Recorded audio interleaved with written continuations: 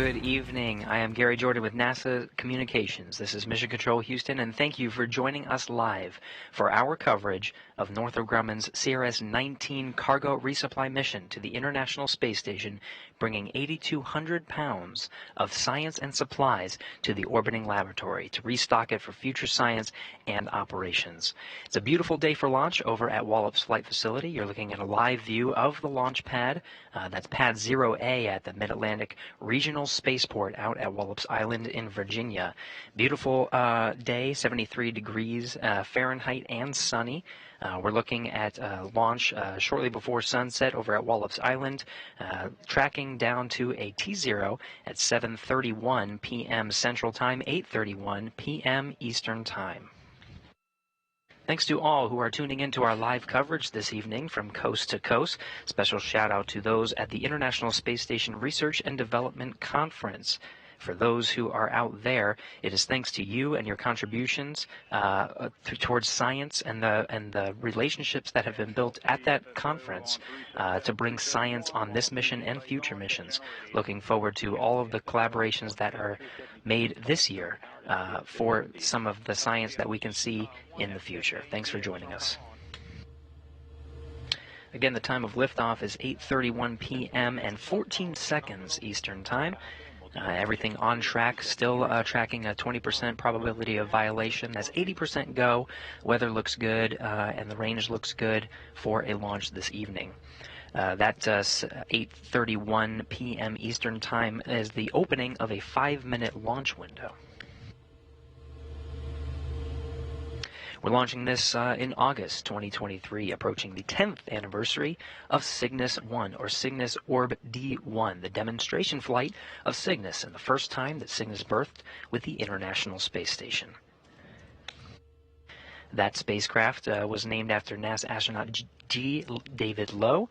George David Low. This spacecraft, CRS-19, is named the SS Laurel Clark.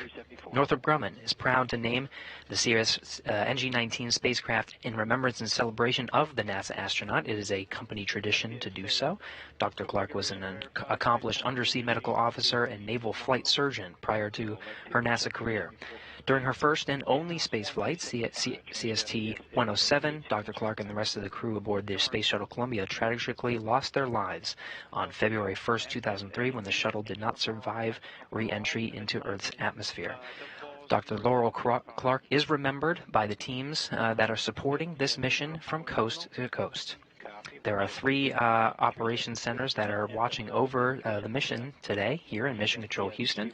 The International Space Station Flight Control Room, the destination of the Cygnus, once it separates from the Antares vehicle off of Pad 0A and makes its journey into orbit. We're watching and following along every step of the way. And of course, at the bottom of the screen there, you can see the 2 control centers that are looking after the vehicle you see on the pad at the Wallops Range Control Center. They're watching over the launch of Antares from Pad 0A over at the Mid-Atlantic Regional Spaceport.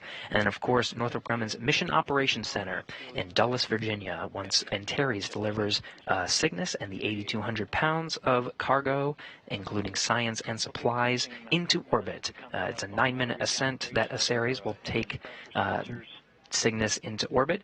It'll be the folks you see there on the bottom left taking control of the vehicle through the flight to the International Space Station. And then enabling our ME1, ME2, TVC, and EHA buses. All agencies currently reporting green.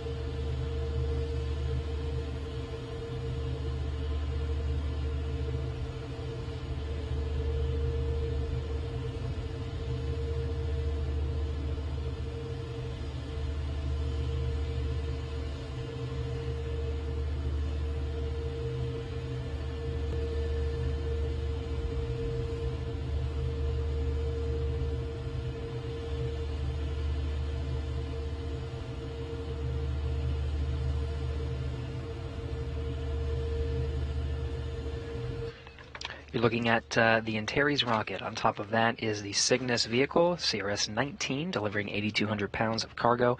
Fueling is wrapping up here. By the time we get to T0, it will be completely filled. You can see the LOX venting happening on the side of the vehicle right now. That's the oxidizer.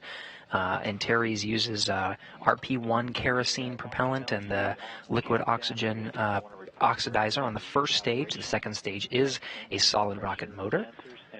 So that venting is part of the fueling process, and we'll continue to see that venting, the billowing of the cloudy smoke there on the side of the vehicle throughout the duration of the countdown to T0. Again, we're going down to 8:31 p.m.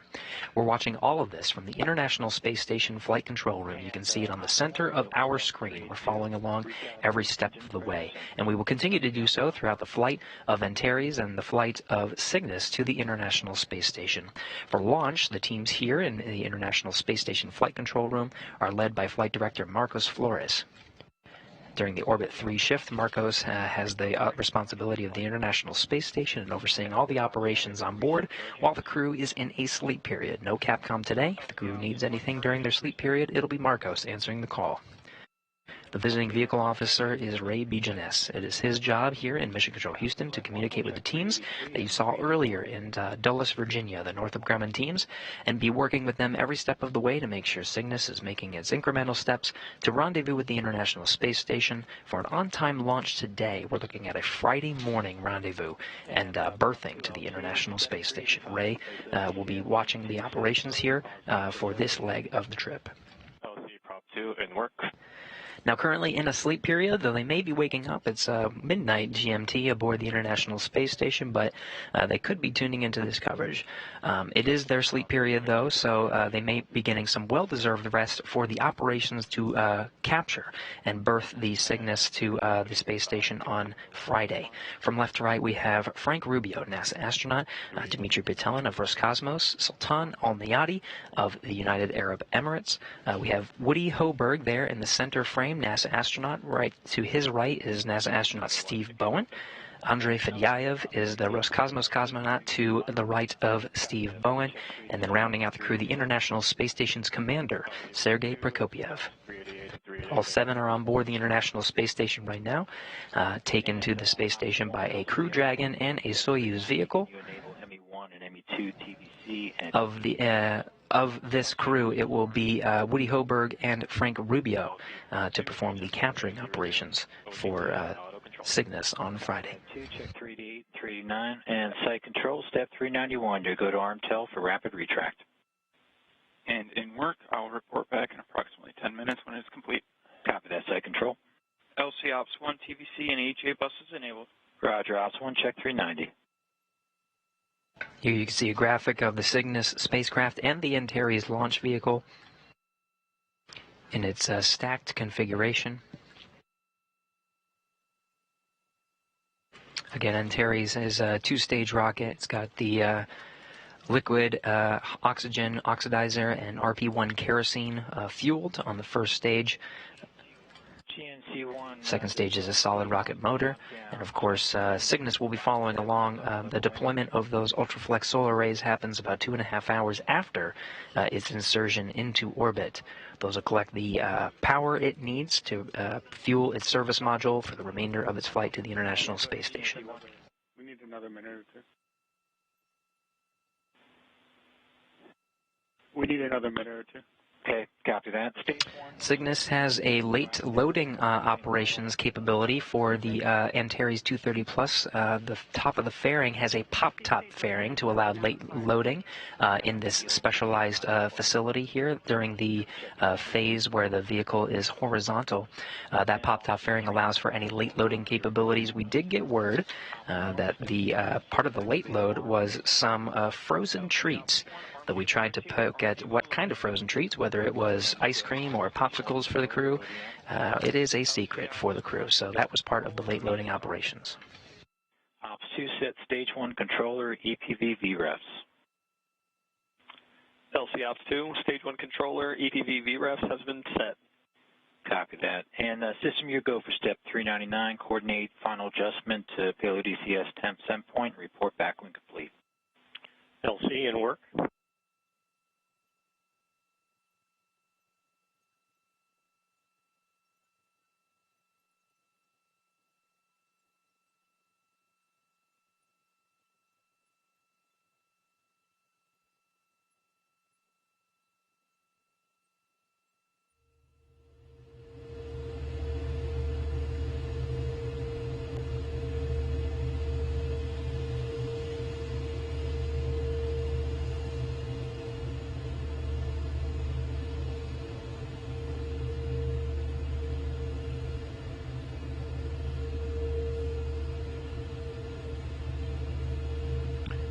LC system, countdown 1. Go ahead, system. Yeah, LC step 399 complete. Copy, 399 complete. Launch team, we've just passed L-minus 20 minutes and counting.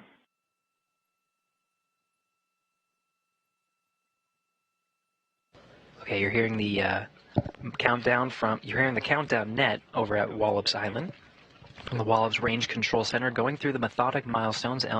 We're 20 minutes away from launch. Everything is looking good as the vehicle transitions to internal power. While we wait and continue to flow through these milestones, we do have a special guest on the line with us to talk us through some of the things that are happening. First, we have Christina Halona, Antares Systems Engineering Program Manager at Northrop Grumman. Christina, do we have you? Hi, Gary. Yes, you do have me. Thank you. I'm excited to be here, and many thanks to everyone joining us today to see a successful Antares launch and Cygnus mission to the International Space Station. Thanks for joining us, Christina. It's been a bit to get this vehicle in its position that we see now. Can you take us through what it took to get Antares into this vertical position, specifically the rollout? Sure. This is Northrop Grumman's 19th mission, as you had stated before, and it definitely takes the entire Northrop Grumman team from Chandler, Arizona, and Dulles, Virginia, months and months to get the Antares 230 Plus vehicle ready for launch. It definitely starts with the vehicle being manufactured there at the Horizontal Integration Facility, which we call the HIF, at Wallops Flight Facility, and then we roll out the Antares rocket to the Pad 0A. It's definitely a rain or shine event.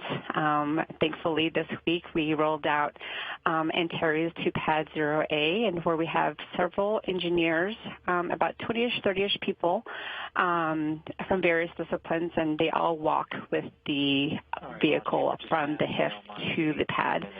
It takes the entire team are looking while they're walking out with the rocket. They're making sure that Antares stays level the entire way. We have a requirement where we have to stay within a 1 degree side-to-side requirement the entire rollout, and the whole process takes about 2 hours for Antares to make the trip from the HIF to the pad. And that's all due to the slow pace of the vehicle taking the vehicle on the truck, and we go a staggering 2 miles per hour. So as you can tell, it's 2 miles per hour is pretty slow. So, but we want to make sure we get it to the pad safely, and once it's there, we undergo some more testing on the vehicle, and then it's eventually loaded and then prepped for launch. And it certainly did look like a beautiful day. You got really lucky with the rollout there. Awesome to see some of that footage. You know, this is not the first time you've done this, as you mentioned. It's been a while. You're coming up on 10 years since Cygnus's demo mission to the ISS, and more than 10 years since Antares' maiden flight on April 21st, 2013. When you look back at all that's been accomplished over these 10 years, what sticks out to you? You have 16 successful flights. You've been upgrading the Antares incrementally over these years. What really sticks out to you as you reflect on these past 10 years? The one thing that Northrop Grumman is very happy to share is that Antares has carried approximately 130,000 pounds of cargo to the International Space Station, and our Cygnus spacecrafts in total have hauled away about 91,000 pounds of waste. So, like you said, over the years we have expanded the capabilities of Antares and Cygnus to increase our cargo capabilities. We perform late loads. We also offer reboost services and perform various secondary missions as well. So here at Northrop Grumman, we definitely understand the importance that the resupply missions are not only to NASA, but their astronauts and the critical research that we've done aboard the ISS. You know, there's been so much, advances of technology that have come from their research in space, and we're definitely honored to be a part of it and excited for all the missions to come, and this one for today, for sure. Very good, and we're hearing some of the milestones in the background. The countdown is continuing. Cygnus's transition to launch mode. We're getting ready to send CRS-19 to the International Space Station, named the SS Laurel Clark. I wonder if this Cygnus, this vehicle, this mission, and the name have any personal significance to you, something that you tie very closely to this specific mission. Hi, Gary. Yes, actually, I was an undergraduate student at Arizona State University when Dr. Laura Clark was picked to be an astronaut, and being a Navajo woman and studying aerospace engineering, along with countless other STEM, women around the world who were wanting to pursue their engineering degrees. It was, it was Laurel.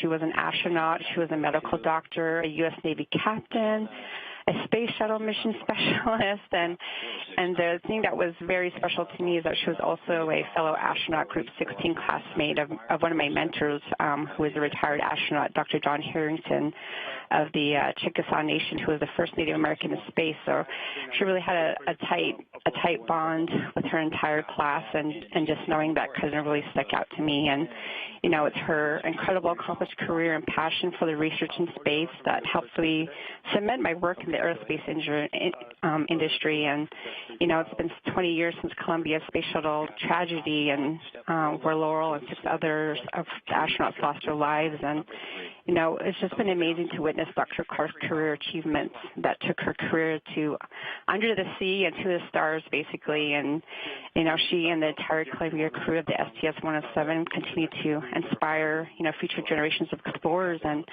Northrop Grumman is proud to commemorate our NG-19 Cygnus spacecraft, the SS Laurel Clark, for the NG-19 mission, where she has made a substantial contribution to the United States commercial space program and to human space flight. So we're very honored to have it named after her, and just a very special place in my heart for her and the entire crew of the STS-107.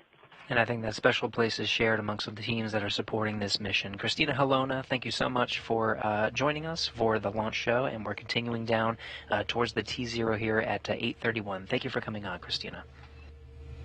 Of course, thank you.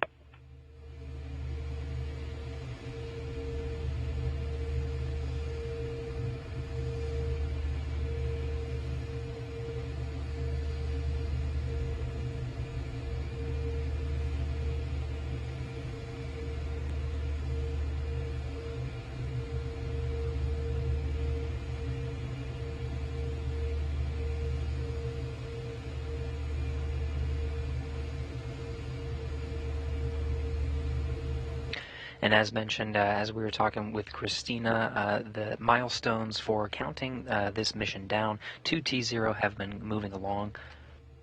Okay, Launch Team LC, we're coming up on our poll to proceed with final countdown. This is step 414. GSO? GSO is go. RSO?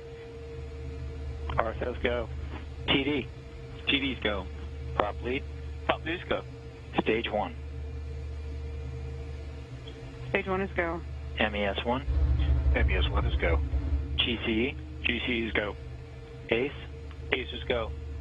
Mars? Mars is go. CMD? CMD go. LD? LD is go. NG? Northrop Grumman is proud to honor accomplished NASA astronaut, medical doctor, U.S. Navy captain, and Space Shuttle mission specialist Dr. Laurel Clark. Laurel was a passionate contributor to the space program, improving our understanding of spaceflight effects on the human body. Her crew's successful completion of 80 experiments on the STS-107 mission advanced the bioscience knowledge of plant growth in space. A proud and dedicated wife and mother, Laurel spent most of her free time during the mission conversing with her family. But when she did get time to look out, she described it as glorious. It is therefore an honor to return her legacy to space to once again enjoy the view as the SS Laurel Clark and Northrop Grumman are go for launch. Copy that. We are good to proceed with final countdown. Check step 414. Godspeed, Patrick James.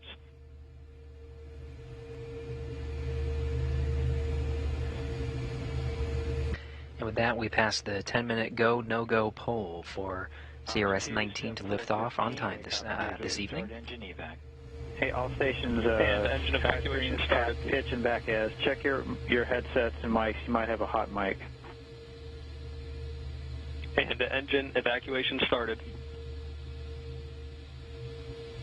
Copy that, Ops 2.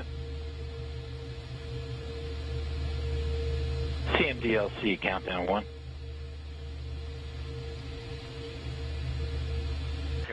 So in the final 10 minutes of this countdown, we'll be following along through the milestones to get Antares prepared for launch. Some of the ones coming up to listen out for in particular at T-minus 5, Antares switches to internal power. Cygnus at this time is switched to its launch mode. T-minus 3 minutes 30 seconds is an auto-sequence handoff, the terminal count. Computers, but at this point, will take over for the final steps through launch.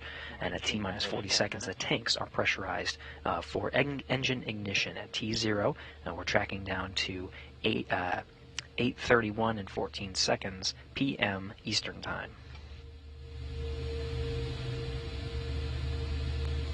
LC, MES-1, vacuum verified in the fuel circuits. Okay, MES-1, I copy that. We'll check 416 complete.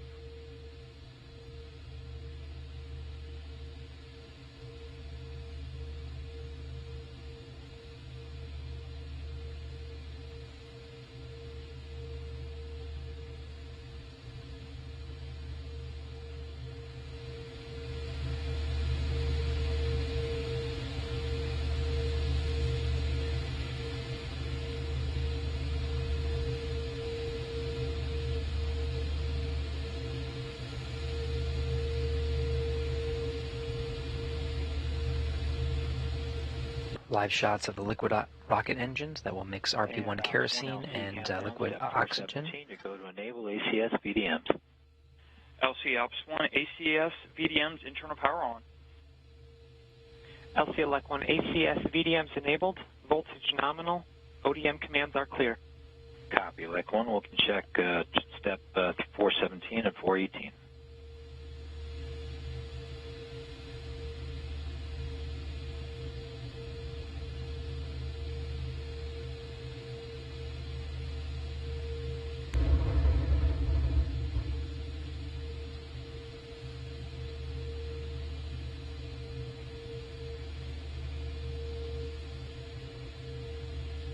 A little bit about what to expect for Antares Ascent. It's a two-stage rocket, so the liquid oxygen or the liquid propellant will burn on the first stage for about approximately 3 minutes 18 seconds until main engine cutoff, and then enter into a coast stage with first stage separation about 3 minutes 24 seconds and fairing separation at 3 minutes 54 seconds.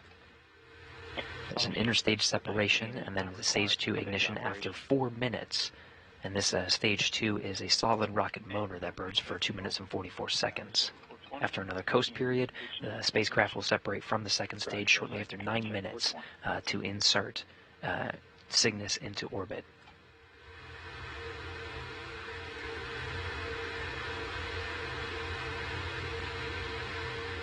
Admin copy.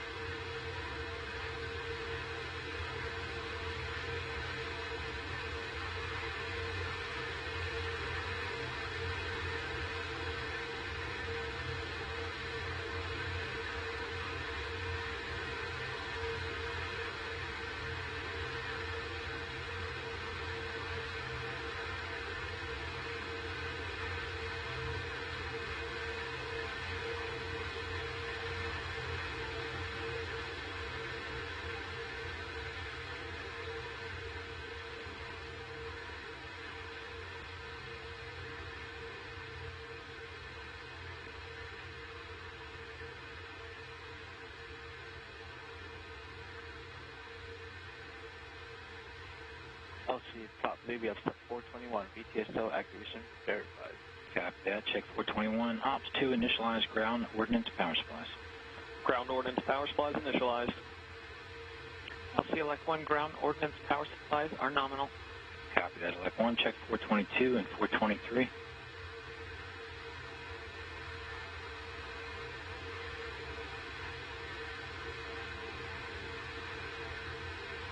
T-minus 6 minutes and counting. The sun is setting on the east coast there. Antares and Cygnus illuminated by the floodlights on the launch pad. That's pad 0A at the Mid-Atlantic Regional Spaceport. Initiated. Time 002503. Copy that. Check 425 complete.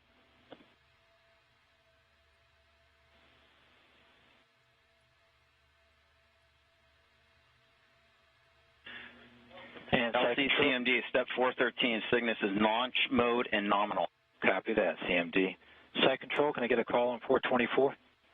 You can, LC. I can confirm activate ECS transfer to GN2. Copy that. Check 424 complete. 5 minutes, 15 seconds. Cygnus, inside the fairing that you see at the top of the rocket there behind the American flag, is configured for launch.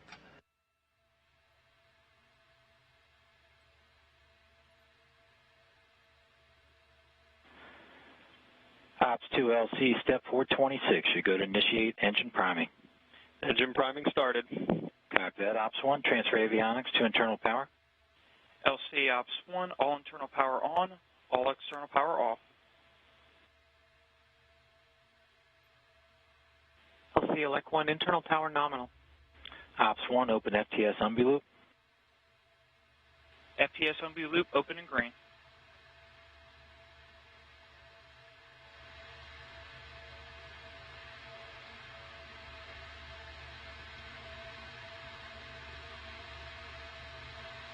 FTLU and FTS receiver indications are nominal. Ops 1, you go to send all arm command.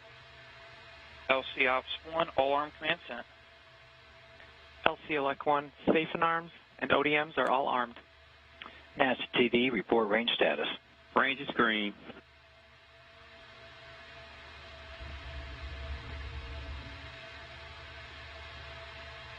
LC MES1, priming verified. Copy that. MES1, check step 434. Inside 4 minutes from launch, the team's reporting that the range is green. Antares makes a southeastern track down the eastern seaboard and across the Atlantic. If you're on the East Coast, there are maps that allow for certain visibility of Antares, and in this night sky, you may get a good view, though we are hearing it is a bit hazy on the upper altitudes, so there might be some cloud coverage that prevent sightings, but for those that are close to the Mid-Atlantic Regional Spaceport over on Wallops Island, there may be some sightings through the first leg of ascent. 3 minutes, 15 seconds and counting. LC elect 1, FC command is in flight mode. Copy that. Check 437.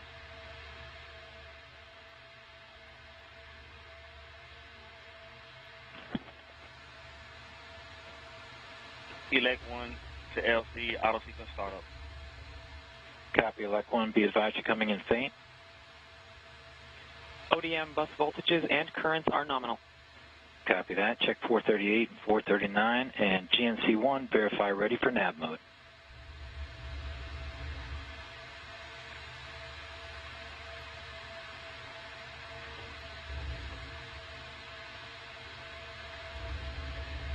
LC GNC1, ready for nav. Copy that. Ops 2, switch to nav. LC Ops 2, switched to nav. Check 441.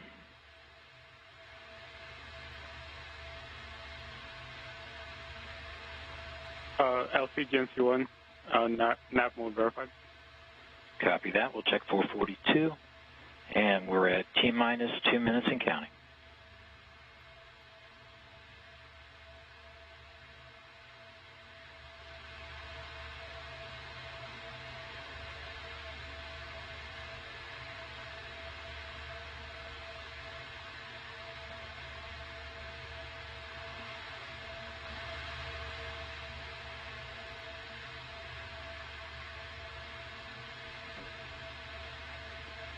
T-minus 1 minute, 30 seconds.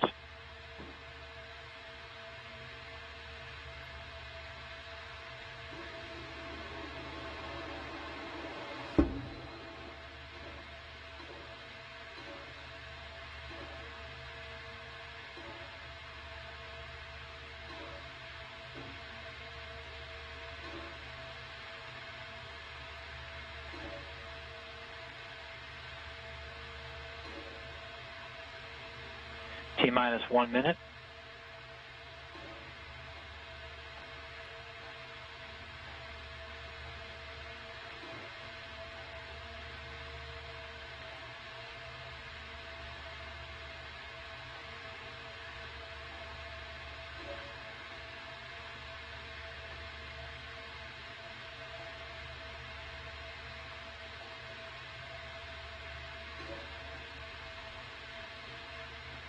T-minus 30 seconds.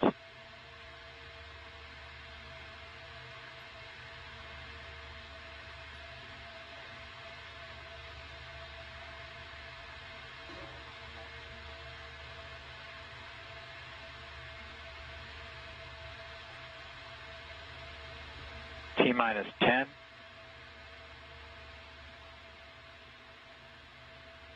5, 4, 3, 2, 1.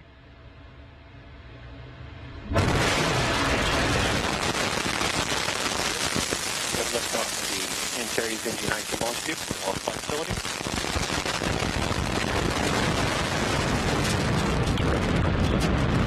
Antares taking Northrop Grumman's commercial resupply mission 19 into orbit to the International Space Station.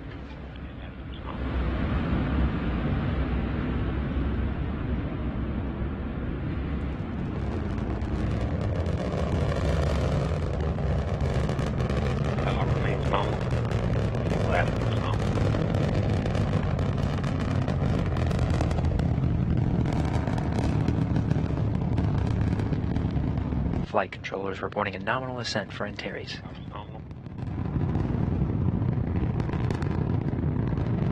Attitude nominal. Pressurization is nominal. Engines remain at 100% thrust and steady. Stage 1 TBC is nominal.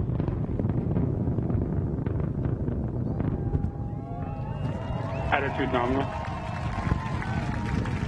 Vehicle attitude remains nominal. Electrical power is nominal. Vehicle passing through max Q. Vehicle now passing through max Q. Max Q is the maximum dynamic pressure experienced on Antares. Remains nominal.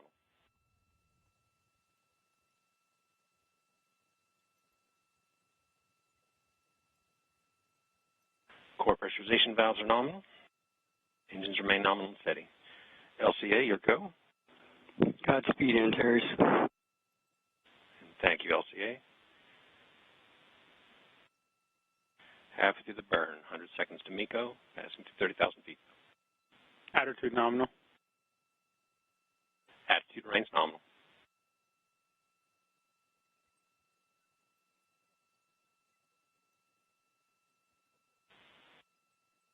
Engine remains nominal, steady at 100%.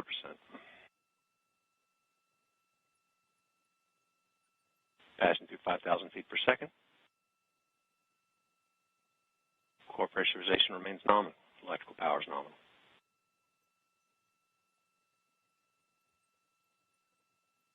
TVC remains nominal. Engines remain nominal. Electrical power is nominal.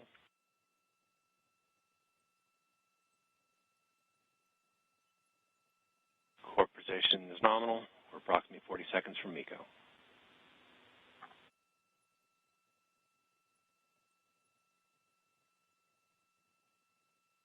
Slow throttle down has begun. Attitude nominal. TVC preset down slow has started. Attitude remains nominal. 3 minutes into the flight of Antares, we got about 15 seconds until main engine cutoff. Rapid throttle down, steady at 55% thrust.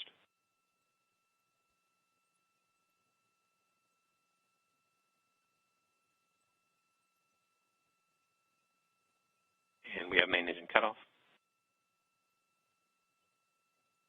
Ellis is taking care of business.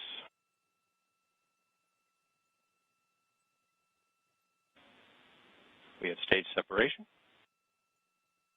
Switching to animation with confirmed stage separation as we lose Antares into the clouds on this hazy evening. Enabled. ACS is enabled. Stage 2 ignition time expected at mission time 2:46. Stage 1 ignition expected approximately stage 2 ignition expected in approximately 10 seconds. Fairing is separated. Antares currently in a coast phase. Stage 2 ignition and TVC battery is nominal. Second stage solid rocket motor has ignited. Power remains nominal. The stage will burn for 2 minutes and 44 seconds. The Castor 30XL will burn for approximately 2.5 minutes.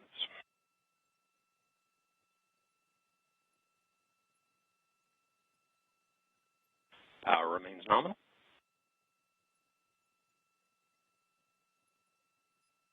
Stage 2 TVC is nominal. Flight controllers reporting good performance on the second stage. Power remains nominal.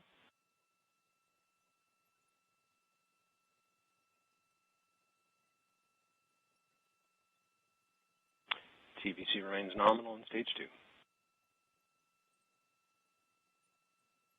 And power's nominal.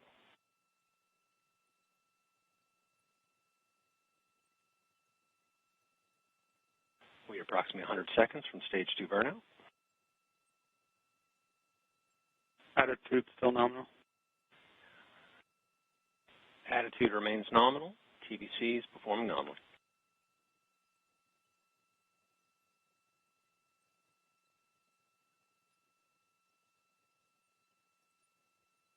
Power remains nominal.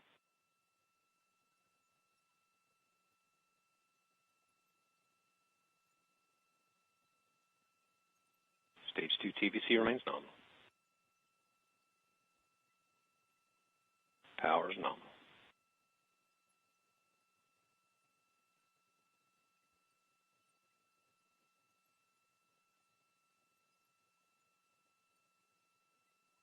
TVC remains nominal. 50 seconds to stage 2 burnout.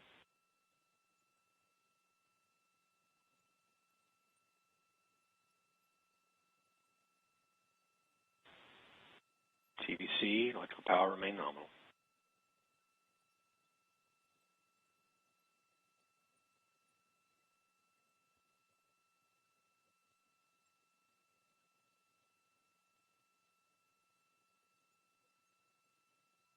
TVC and power remain nominal.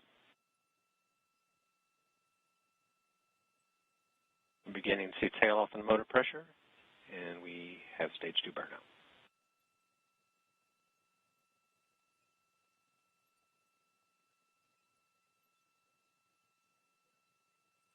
Six minutes, 55 seconds into the flight. The second stage solid rocket motor has burned out. ACS enabled. Or ACS payload enabled. We're now entering about approximately a 2-minute coast phase. Antares is in orbit and will coast for roughly 100 seconds prior to payload separation.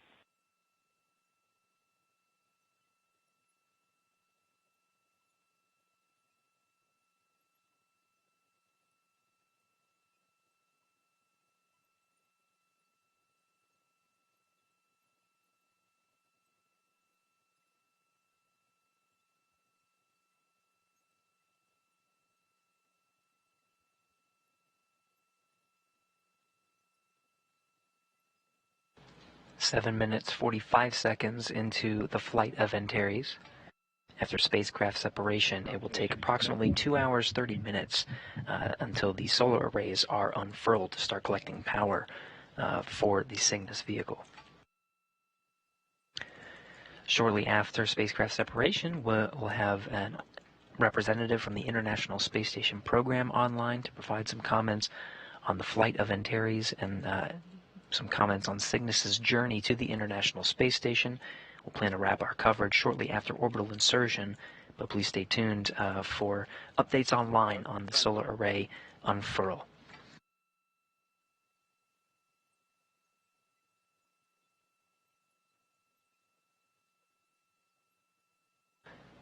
Spacecraft separation is coming up on 30 seconds. Power remains nominal. Vehicle continues to coast prior to payload separation.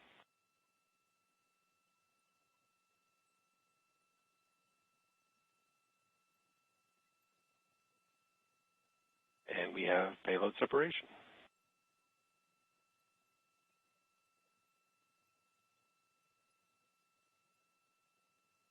And the flight control teams confirm the visuals you're seeing here on the animation. Cygnus has separated from the Antares second stage, flying free and beginning its journey to the International Space Station.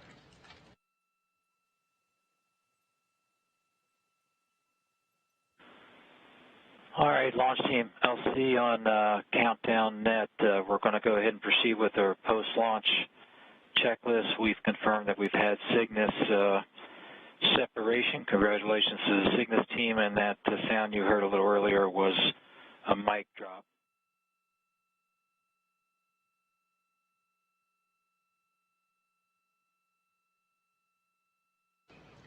You're getting a live view of the Wallops Range Control Center. This is the team that was overseeing the launch of Antares from Pad 0A over at the Mid-Atlantic Regional Spaceport. You can actually see in the back row there, International Space Station Program Manager Joel Montalbano, the pink shirt with the red tie, congratulating the teams and overseeing a successful launch of 8,200 pounds of cargo to the International Space Station.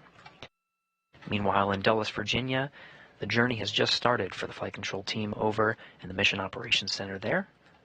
They'll be overseeing Cygnus's journey to the International Space Station over the next few days.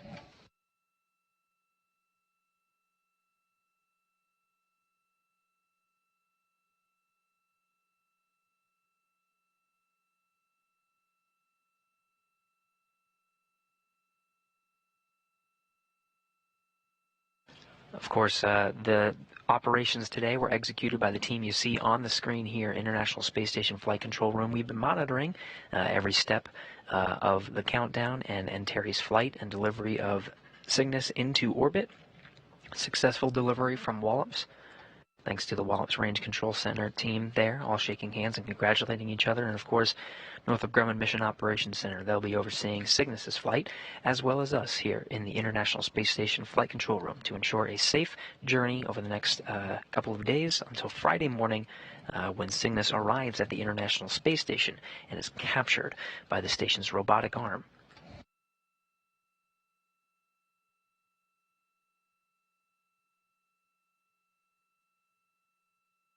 Now, after a successful operation this evening, we are lucky enough to have Jeff Arendt, who is the manager of the Systems Engineering and Integration Office and the International Space Station program based here in Houston. Jeff, how do you hear us? Loud and clear. Gary, how do you hear me? Hey, loud and clear. Thank you for joining us, Jeff, and providing some remarks. We just saw Antares deliver 8,200 pounds of cargo, including science and supplies, to the into orbit, and it's on its way to the International Space Station. I'm curious, from your perspective, from the International Space Station program perspective, what are some of the key highlights of science, hardware, something on this vehicle, something on this mission that you're particularly looking forward to arriving at the International Space Station? Yeah, that's a great question. I think three come to my mind pretty quick. The first would be this is the final iteration of the Sapphire series of spacecraft fire protection experiments, and so that's flying on this flight.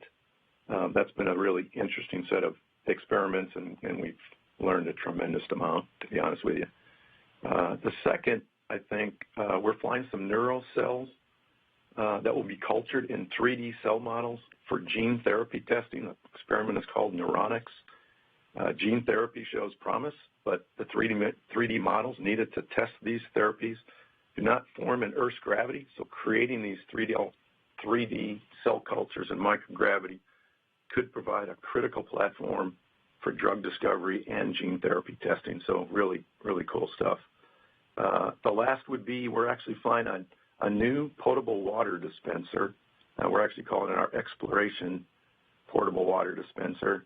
It provides hot water and improves sanitation for the crew's use.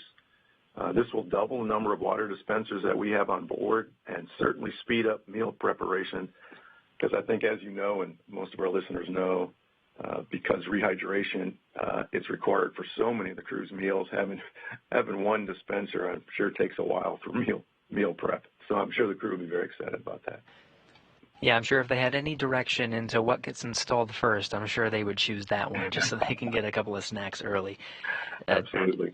Jeff, we're coming up on 10 years since Cygnus 1 with Orbital Sciences in September of 2013. When Cygnus berthed first to the International Space Station for a demonstration mission. Now we're 10 years into it. We're talking about the Commercial Resupply Service's 19 mission. So if you reflect on the past decade, what can you say about the impact of commercial cargo operations for International Space Station and continuing to support the operations? Yeah, in a word, I'd say essential. Critically essential. I don't think that's almost redundant, but with the retirement of the Space Shuttle, we lost our capability to resupply the ISS. And cargo resupply from U.S. companies is critical to our mission. I can't emphasize that enough. It ensures our national capability to deliver critical hardware, science research, significantly increases the ability of NASA to conduct new investigations. Other U.S. government agencies, private industry, and academic and research institutions can also conduct microgravity research through our partnership with the International Space Station National Laboratory. But again, in a word, it's absolutely essential.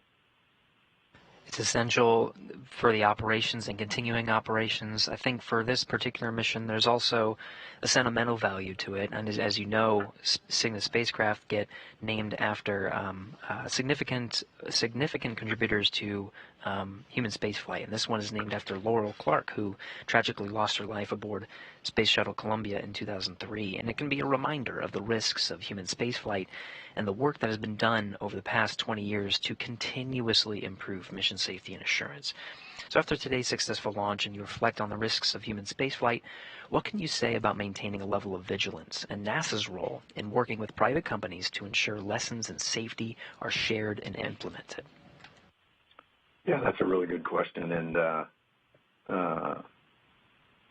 you know, my hat's off to Laurel and her entire crew. And you know, we'll never forget those guys. You know, focusing on the fact that safety is a top priority at NASA and the lessons learned are deeply embedded in our culture. We share our lessons learned with the younger generations as they enter the workforce, and we work collaboratively with our commercial partners to ensure the lessons are passed on and openly shared and implemented to ensure our future success in human spaceflight.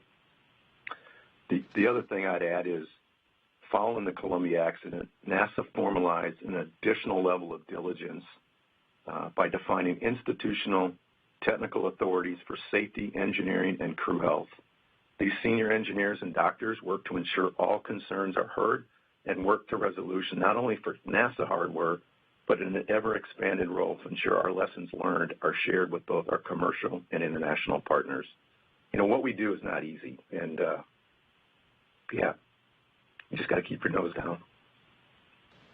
Powerful words, Jeff, and I think it's a testament to the success of this launch. It makes it looks easy that we just lift off the pad and go into orbit, but certainly a lot of work was put into it. Jeff Aaron, thank you so much for joining us for today's coverage and providing these remarks. Appreciate you coming on. Yeah, thanks so much, Gary. Appreciate it. That was Jeff Aaron, Manager of Systems Engineering and Integration Office at the International Space Station Program.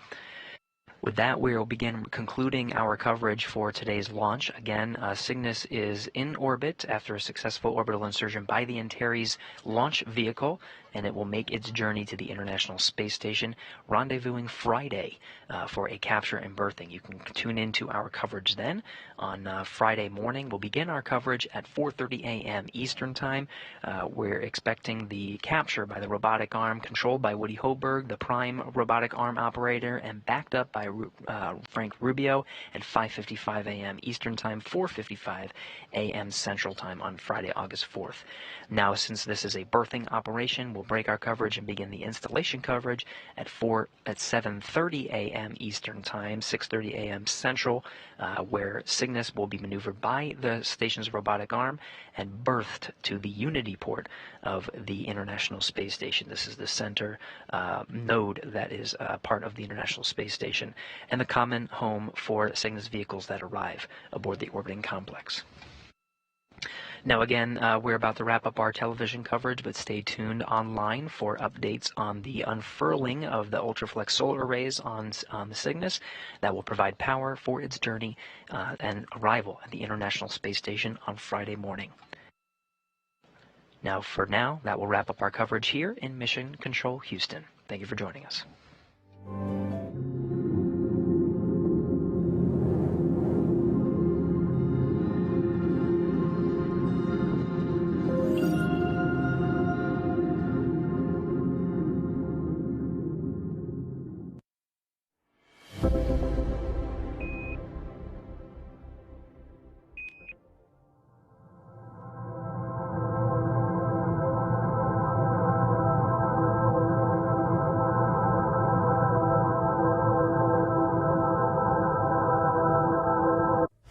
It's a new era of pioneers, star sailors, thinkers, and adventurers. 3, 2, 1, 0. All engine running. Let's go.